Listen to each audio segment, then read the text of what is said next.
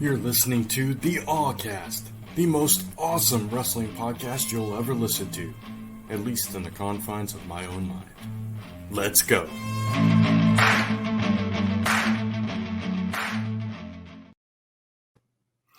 And welcome back to Aftershock Wrestling Entertainment. Welcome back to The Awcast. As promised, I'm back with content on AEW Full Gear, which happened last night, and man, was it a show. All I can say is everything's changed. This is a new era, and as the title says, no diamond ring required. And we're going to talk about all of that, all this show to unpack in just a second. Before we get into today's show, if you like the content on this channel, go ahead and hit that subscribe button and notification bell so you don't miss a single video that goes up. Give us a like because it really does help. If you're an audio listener, you can find the video versions at allpodcast.com. Video listeners, go to allpodcast.com/show or find it on Spotify, iTunes, wherever you get your podcasts from. Subscribe to the newsletter, allpodcast.com/subscribe, and follow me on social media at The Awcast. Now back to today's show. All right, so let's dive into this. There were 13 matches, including the pre-show. There was 3 matches on the pre-show, so 10 matches on the main card. Stack show, as AEW pay-per-views always are, and I have to say I was really excited about this one. I couldn't wait to watch it. I actually got started a little bit late, and the stream ended, and I had to wait like an hour or two to watch the last 2 matches on the replay, which I was like, I can't look at my phone, I can't look at the computer, I can't look at social media. I got to avoid everything so I don't get spoiled on these 2 matches. But it was worth the wait. I finally got done watching about 1:30 a.m. and it was a good show. I have to say that I have to give them their dues, their props, and their pay-per-views are always solid, right? So some big things on this show. We had Saraya making her return to the ring after a 4 to 5 year absence due to the career-threatening neck injury. So that was a monumental thing. We had the Ring of Honor Championship defended in a 4-way with 2 men from 2 different factions, and some stuff happening there. We had a rekindled feud of Jeff Jarrett and Sting, the feud that we never knew that we would be entertained by ever again from 22 years ago. And, even further back, if you think about like the first interactions that those two had way back in WCW days, we'll talk about that. We had the rematch with the Acclaimed versus Swerve in Our Glory and all the drama that was going on there. And of course, MJF facing Mox for the AEW World Championship. A lot of other matches too. Of course, the show started with Jungle Boy versus Luchasaurus in a cage match. We had Samoa Joe, Wardlow, and Powerhouse Hobbs for the TNT title. All the titles were on the line. And of course, the return of the Elite, challenging for their the trios titles that they were forced to vacate against the Death Triangle. So lots of stuff, lots of storylines going on, lots of things coming to a head. Jade Cargill's TBS championship being stolen by Nyla Rose and her having to fight her to get it back. And Jamie Hayter challenging for the interim women's world championship. Then just to run down all the matches, because I think I just covered all the matches except for the pre-show matches, so I'll just mention them. We had Chaos, which was Orange Cassidy, the Best Friends in Danhausen versus the Factory, which is QT Marshall's group. Stuff happened there. Danhausen wasn't there at first. He came out later, did the whole teeth gimmick, which was kind of cool to see on AEW television. So we had Ricky Starks against Brian Cage, and he defeated Brian Cage in the tournament for the to go to the finals of the what is that tournament called? Is it just an eliminator tournament? Yeah, it's a championship eliminator tournament to go to the finals on Dynamite for a chance to face the winner of the World Championship match. And then, of course, we had the dream match, Eddie Kingston versus Jun Akiyama, as the last match going into the pay-per-view. And a beautiful kind of plug for the pay-per-view by Eddie Kingston that I mean, because this show is on YouTube, so he could say whatever he wants. So it was very fun the way that he was selling certain matches, and he was like, "Oh, they're telling me I gotta go, so bye, see ya," and he exits the ring. It was just fun, and I really enjoyed that. So, like I said, the show kicked off with that cage match, grudge match between Jungle Boy and Luchasaurus. This has been building for months. It's been back and forth. First, he turned on him, then he joined him again, then he turned on him again. And, Christian's involved, and Christian gets taken out. This it kind of put Jungle Boy on a different level because he went all out, and no pun intended, but he did a dive from the top of the cage. He landed hard. He ends up winning the match, which great for Jack. His sister and mom in the front row as usual, seeing them, and you could see their faces just like so nervous watching him fall from that height.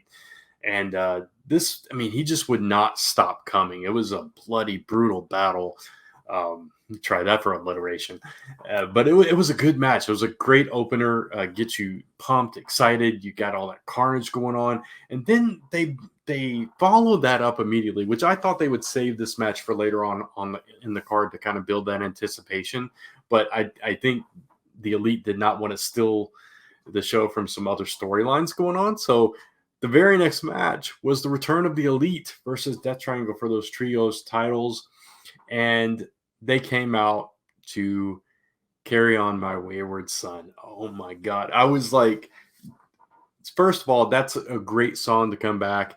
If you're a Supernatural fan, you know that many of the seasons started with them coming back because it was like, oh, you can't keep us down. We're always going to come back, and we're going to carry on the good fight, basically. And so hearing that song as they came back, it just stirred stuff up, and it was exciting and it was dramatic. I did think it was a missed opportunity. I mean, Nick and Matt are brothers.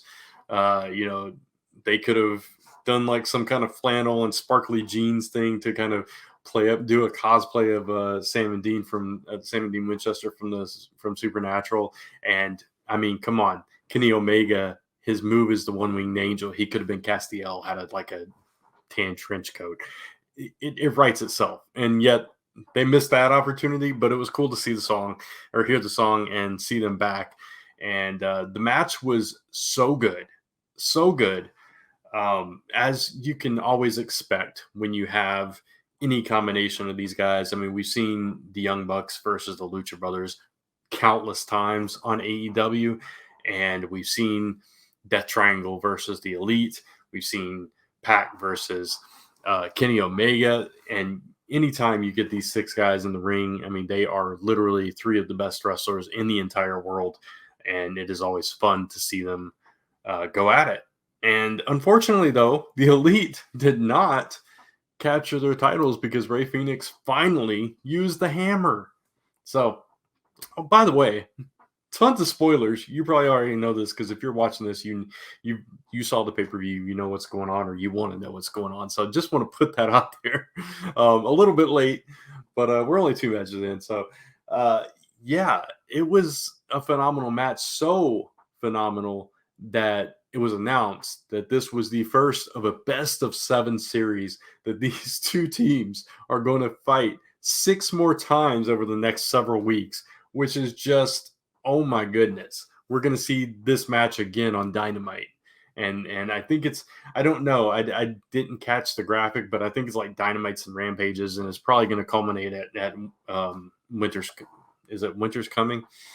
Yeah, it's a good match, and it's always exciting to see. So we're going to get to see this over and over and over again and see how that builds up. And Kenny Omega looks great. He looked like he trimmed down some. Penta, first time I've seen him like not wearing the shirt part of his outfit. He's ripped, cut. So all these guys are in great shape and put on a heck of a match. So it was really fun to see the Elite back. It was a highly emotional moment knowing all this. And of course, there were the FCM Punk chants going on throughout that match, which is like, okay, yeah. And, say what you will, fans or no of CM Punk. I appreciated the acknowledgement of the Elite being back, and that's all I'll say about that. I love the Elite, so there it is.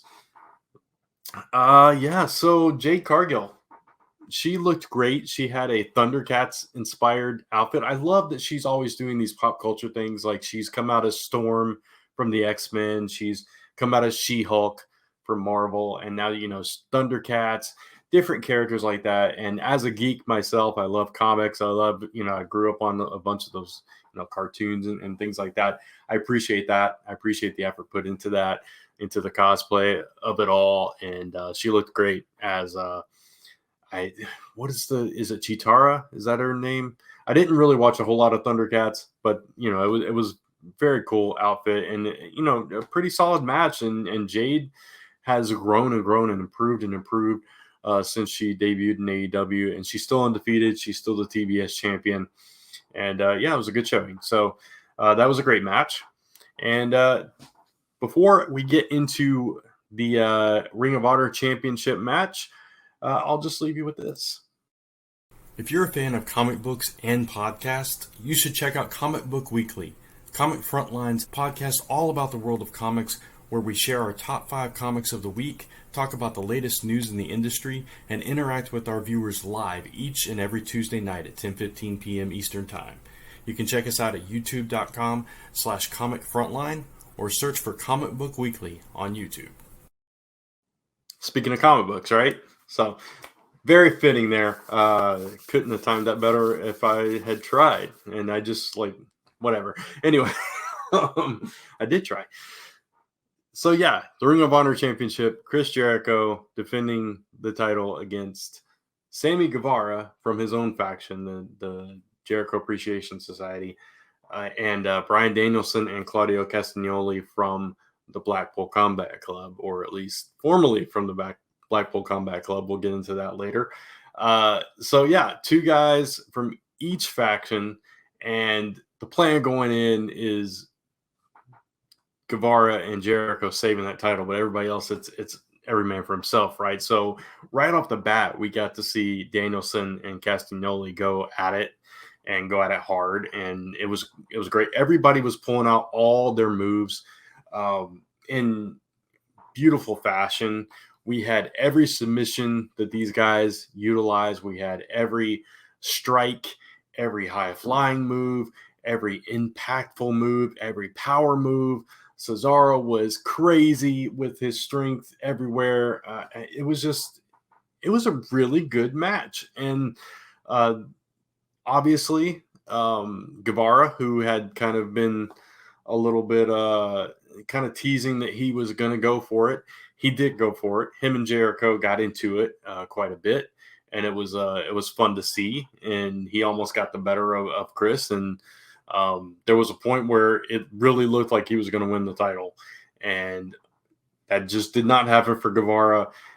And then it looked like Cesaro was going to take it, and then the flying Judas effect as he's doing the Cesaro swing, and then a follow-up Judas effect because he did not nail that one at all. Didn't even come close, and you could actually see Cesaro be like, hit me again. we got to do this again. So he hits him with it, and Jericho is still your Ring of Honor champion. But it was a fantastic match. I really enjoyed this more than I thought I would, honestly. I didn't know how they were going to play it, like if it was going to be 2-on-2 and going, but they broke that up almost immediately, at least with Danielson and Castagnoli, and then they built to it throughout the match with Sammy and Chris. So I thought it was booked really well, and all 4 of these guys are super talented. And as much as people have been hating on Sammy, I think he won them over a little bit during this match. Maybe not entirely, but a little bit. Ty was not out there with him this time, so maybe that helped a little bit too. So I don't know. I enjoy Sammy. I still like Sammy. He's fun to watch, and one of these days he's going to be a champ, just like Jungle Boy. all these pillars. MJF is just, um, you know. Anyway, I haven't gotten there, so I just kind of spoiled that. But yeah, going on to the next match was Saraya making her return. For anybody that doesn't know Saraya, that if you're new to AEW, that is Paige from WWE, former multi-world champion over there, women's world champion, and or Divas champion. I don't remember what it was called when she was there. But yeah, she was a champ and got injured unintentionally, accidentally in the ring. I believe it was Sasha Banks actually that had kicked her from behind, and it just hit her wrong. And yeah, so it led to a very sad leaving. And then she most recently was with WWE, like in a commentary, I think she was doing one of those talk shows where they brought on wrestlers, and kind of what Renee used to do, Renee Paquette, when she was Renee Young over there. And then she left, came to AEW. We weren't sure if she was going to wrestle. And then she revealed that she was 100% cleared. She was going to wrestle. And so she made her in-ring debut against Britt Baker last night. And her brother was in the front row, which was cool to see. Him there supporting her. And maybe a little bit of ring rust on her, but she still looked good. I don't think the AEW crowd knew what her finisher was because she hit it like 3 times and there was very little reaction. I don't think they either that or they just didn't remember, didn't know. I don't know. There was a lot of chants for D&D throughout that match too because Britt Baker has won over the AEW audience so much. But Saraya won as she should have. And but it was not an easy victory. Like I said, she had to hit her finisher 3 times to get the victory on Britt Baker, and that makes Britt look even stronger, makes Saraya look strong, coming back, and I'm sure it was a very emotional moment for her. So happy to see that. Samoa Joe, Wardlow, and Powerhouse Hobbs for that TNT Championship that Wardlow has. So for weeks on end, we've had this thing where Warjo was going after the Kingdom and Brian Cage, and then Powerhouse Hobbs just comes in, and I thought honestly it was going to lead to like a reuniting of Powerhouse Hobbs and Brian Cage taking on Warjo, but it did not go that way. Instead, Wardlow says he's going after every title in the company, and Samoa Joe takes issue with that and hits him from behind and leads to this triple threat match. But ultimately, Wardlow is still your TNT champion. He pulled out the Powerbomb Symphony. Oh, no, that's not correct. What am I thinking? That is not right at all. No, Samoa Joe is a double champion now. I don't know why I said that. It looked like Wardlow was going to be your TNT champion. He did the Powerbomb Symphony on Powerhouse Hobbs, and Samoa Joe came and disposed of Wardlow and took the victory. He choked. He got Powerhouse Hobbs in the choke and got awarded the title. So now he has basically stolen the TNT championship from Wardlow. So we're going to continue that feud. And who knows what is going to happen with Powerhouse Hobbs. Him and Wardlow nodded at each other as they left the ring. So mutual respect there. But Joe, now he's got a Ring of Honor championship. He's got a AEW championship.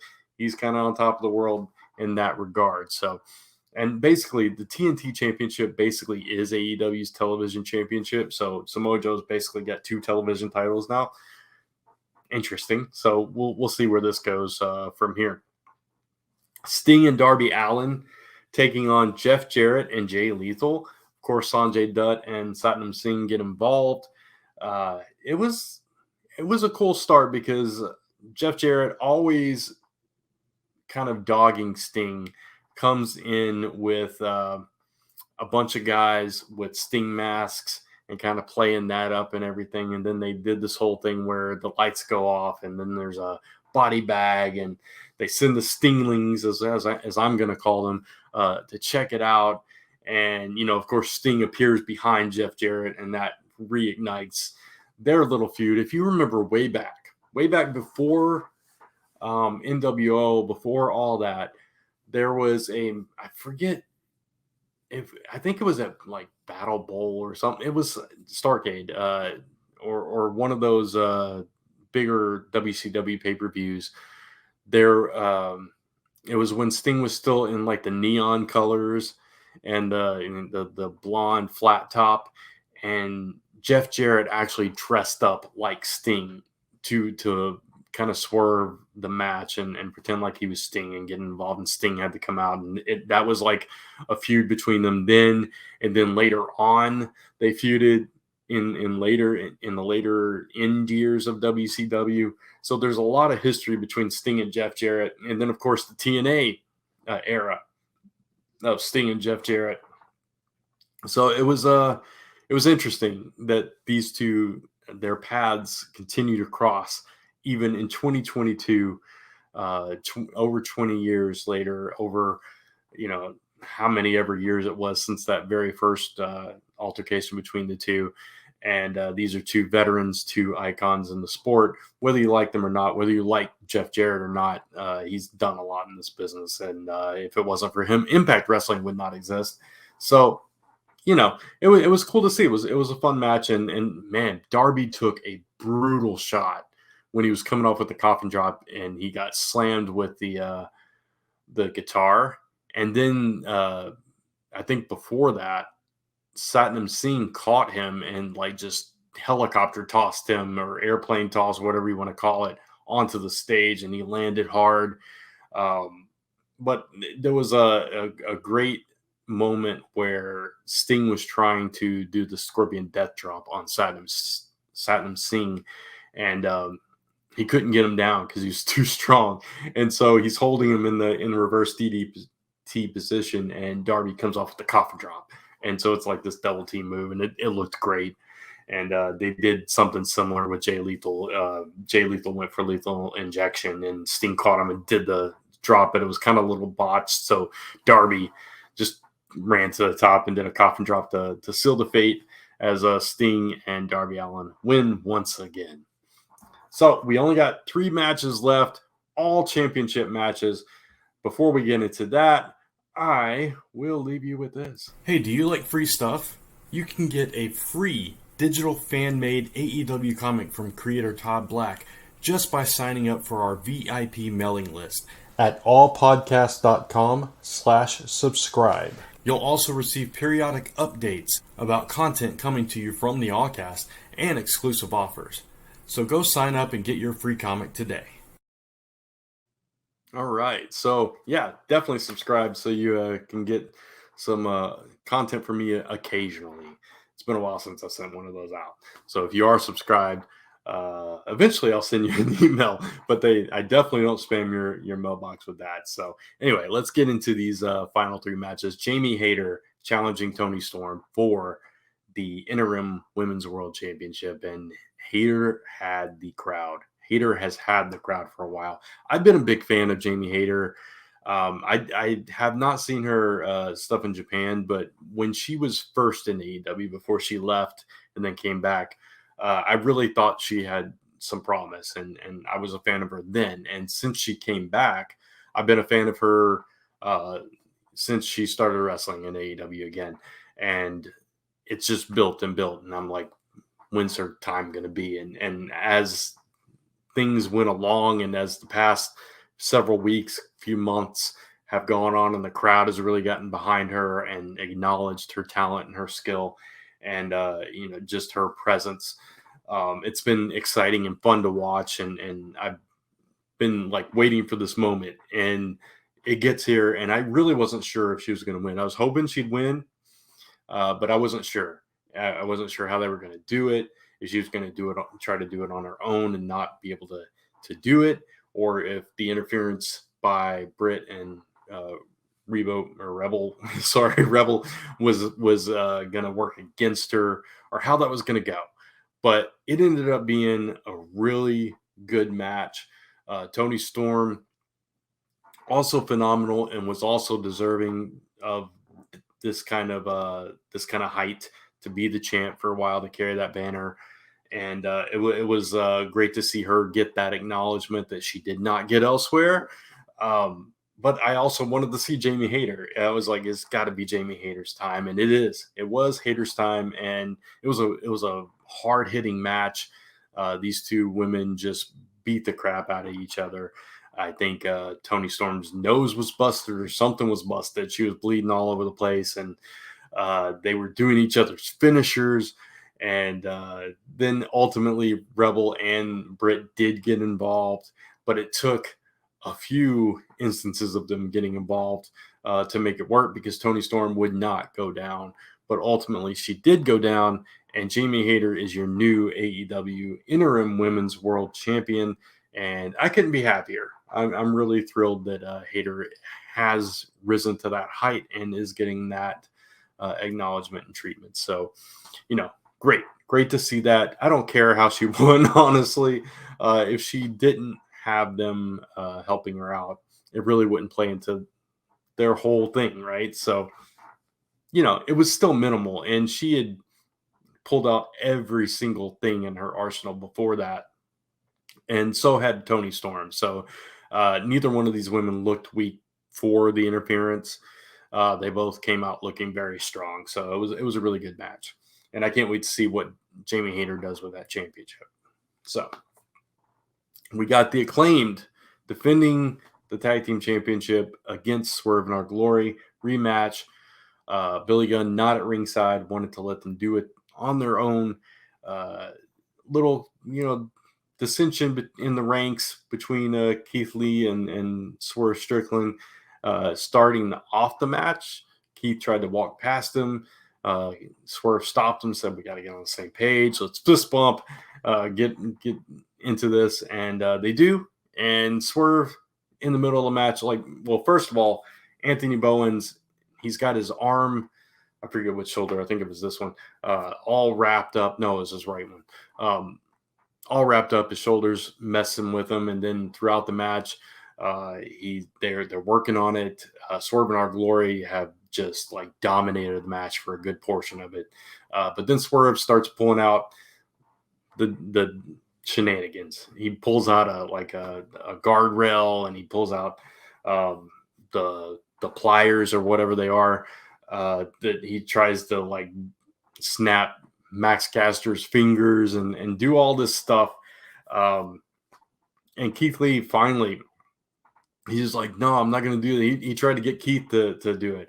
And Keith's like, "Nah, man, I ain't going to do that." So he slaps him. Swerve slaps Keith Lee. And Keith Lee's like, "You know what, dude?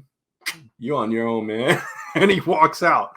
And of course, that ultimately cost them the tag team championship. So I don't know if we're going to go from here to Keith Lee versus Swerve. I don't know what that kind of matchup looks like. Keith Lee is just, a monstrous guy, and Swerve is a very small, very talented, very skilled, can hold his own, but it's definitely a David and Goliath, but David's on the bad side on this one. So we'll see what happens with those two. But the Acclaim, man, they looked great as usual.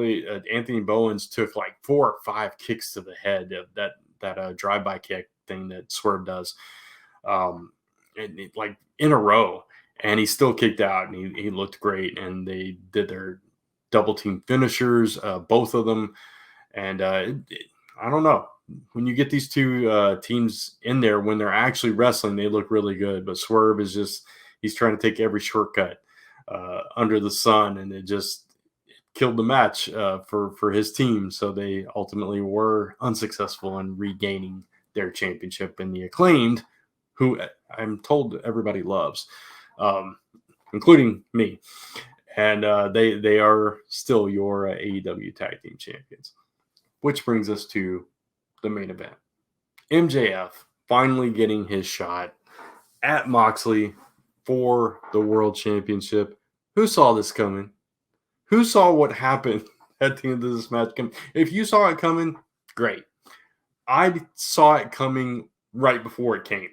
But leading up to that, nah, I did not think that this was the direction that they were going to go. I thought something was going to happen. I thought there was going to be some kind of interference. Somebody was going to come in. Somebody was going to be on Max's side. Who was actually on Max's side? I did not expect that until right before it happened. So let's get into this match. Mox pretty much schooled MJF for a good portion of the match. He was just beating the holy crap out of him, hitting him hard, trying to get MJF to play his game, which he did, and actually did not was not able to keep up with Mox. I couldn't figure out the word I was trying to say there, but he could not go blow for blow. But he did have some good offense. Ultimately, throughout the match, he hit a really wicked looking heat seeker pile driver that left Mox just kind of laying on his head. He hit a pile driver on the apron. Was it a pile driver? No, it was a tombstone. It was a tombstone pile driver. And that's when MJF hurt his knee. And of course, Mox took advantage of that, pile driving through a table, off the apron, onto the table. That was a brutal bump. And yeah, it was just, Mox being Mox, just punishing MJF throughout the match. But ultimately, it came down to MJF's pulling out the diamond ring. He's going to nail him with it. And of course, down comes Regal saying, "Don't you dare do it." And then he throws out the ring and he's like, "Okay." And then I'm like, "Oh my God, no. And sure enough, Regal pulls out the brass knuckles and slides them to MJF, who then, of course, clocks Mox and pins him for the 1, 2, 3. And MJF is your new AEW World Champion. So, the MJF era has officially begun. After the pay-per-view went off the air, the rest of the Blackpool Combat Club, which who knows if they're going to be called that now, comes into the ring to console Mox, tells him what happened, and he's like, "Are you kidding me?" And he's like ticked off and flailing around and all that stuff. And then MJF, the media scrum, I didn't watch the whole media scrum, I only watched that part, but he just comes out and does like a 2-minute rant, curse-filled rant at the media, telling them how dumb they were for believing him and saying, he's the greatest, yada, yada, yada. A typical MJF promo, and walks out without taking any questions and that kind of thing. One thing I did not mention, just a little digression, is the sneak peek at the video game, which looked phenomenal. Brings back those memories of the NWO versus WCW kind of games, Revenge and all that on the N64. Love that. Cannot wait for this game to come out. Definitely going to buy that. But yeah, so MJF, man, he is your world champion. And yeah, so MJF is your world champion. The Acclaimed are your tag champions. The Elite are back. Saraya is back. I mean, so much happened on Full Gear that just kind of capped off a long year of a lot of drama, a lot of things. Like MJF was gone for a while. The Elite were forced to leave for a while. Saraya, has been injured for 5 years. So all these stories, all these comeback stories as well, building some powerful storylines heading into this pay-per-view and capping them off brilliantly. And this is not even the end of the year or the end of the seasons. We've still got Winter is Coming, so we're going to build to that. So just some great stuff from AEW that I really enjoyed. I thought this was a really solid pay-per-view. I enjoyed every single match on the card, even the pre-show. I thought it was fun. The 5-on-5 was fun. Ricky Starks and Brian Cage was a decent match. And then, of course, Eddie Kingston with the dream match. It's always fun to watch Eddie do his thing and how emotional he was fighting that. Then, like I said, all the matches on the card were solid, were really good. Some of them were really, really good. So yeah, and that's usually the case with AEW. There's rarely a match that I'm not entertained by on their pay-per-views. And this was definitely one of those type of shows. Yes, they're long. Yes, there's a lot of wrestling going on. But like I said, this time there were a lot of storylines built into it that made it even that more entertaining. So I enjoyed it. And now I get to watch War Games on Survivor Series this coming weekend. So from WWE. So all kinds of good wrestling stuff going on at the moment. I hope you're enjoying it, and I hope you're enjoying content here. I will have another episode talking about Survivor Series War Games after that. And then after that, I'm going to go on a hiatus for the holiday, for the Christmas and New Year's holiday, and come back fresh in 2023 with maybe a new direction, new format. I'm not exactly sure what I want to do with this show, but I'll talk more about that at the end of the next episode, because this one has gone a little bit long, so I'm going to wrap it up here. Hopefully you enjoyed Full Gear. If you did, or if you didn't, I would love to hear your thoughts on the pay-per-view. Let me know in the comments below. And of course, like I said earlier in the show, via that little video, give me a like, give me a subscribe, follow me on all the socials. And until next time, thanks for watching. Stay awesome and keep watching wrestling. Take care.